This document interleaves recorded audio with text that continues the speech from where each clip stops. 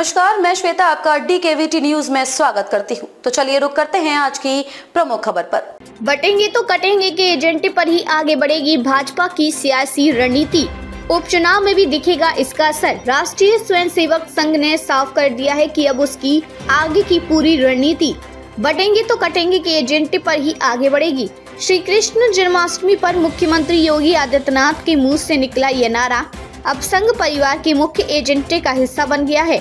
उपचुनाव की सियासी सरगर्मियों के बीच संघ के सरकारवाह दत्तात्रेय होसबाले ने हिंदू एकता के लिए बटेंगे तो कटेंगे के नारे को जिस तरह से समाज के लिए जरूरी बताया है, उससे ये साफ भी हो गया है कि भविष्य में उसकी सारी रणनीति और निर्णय इसी के इर्द गिर्द रहेंगे।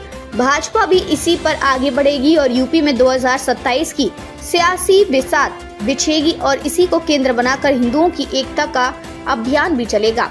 होसबाले ने संघ के अखिल भारतीय कार्यकारी मंडल की बैठक के बाद मथुरा में इस नारे को जिस प्रकार से प्रमुखता से उठाया है, उसके कई मायने हैं। इस बयान को लेकर विपक्ष के सवालों को खारिज करते हुए संघ परिवार इसको अलग तरीके से परिभाषित भी कर रहा है। संघ परिवार का कहना है कि योगी के इस बयान को एक समिति दायरे में नहीं देखना चाहिए। संघ के एक उच्च पदाधिकारी कहते हैं कि इस बयान का सीधा सा अर्थ यह है कि यदि देश बटेगा तो देश पर खतरा, समाज बटेगा तो समाज पर खतरा और हिंदू बटेगा तो हिंदुत्व पर खतरा होगा।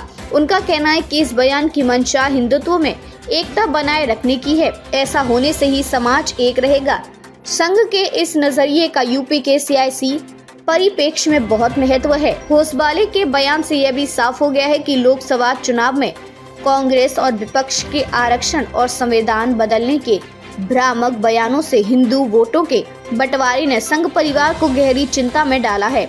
ये चिंता समझी भी जा सकती है।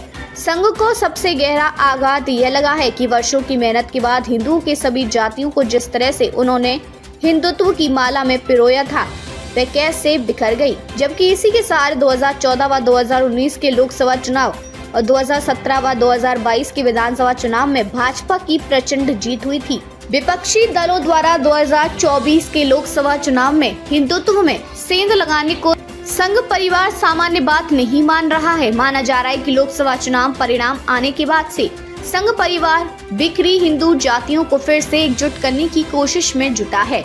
हरियाणा चुनाव से ठीक पहले सीएम योगी के बटेंगे तो कटेंगे के बयान ने जिस तरह से हिंदुओं को फिर से एकजुट करता दिखा है, उसके बाद से ही भाजपा और संघ के लिए यह बयान और महत्वपूर्ण बन गया है। माना जा रहा है कि हरियाणा चुनाव में इसका खासा असर भी दिखा है। खबरों में अब तक के लिए बस इतना ही। फिर होगी आपसे मुलाकात ऐसी किसी बड़ी खबर के साथ। तब तक के लिए नमस्कार और देखते रहिए DKVT न्यूज।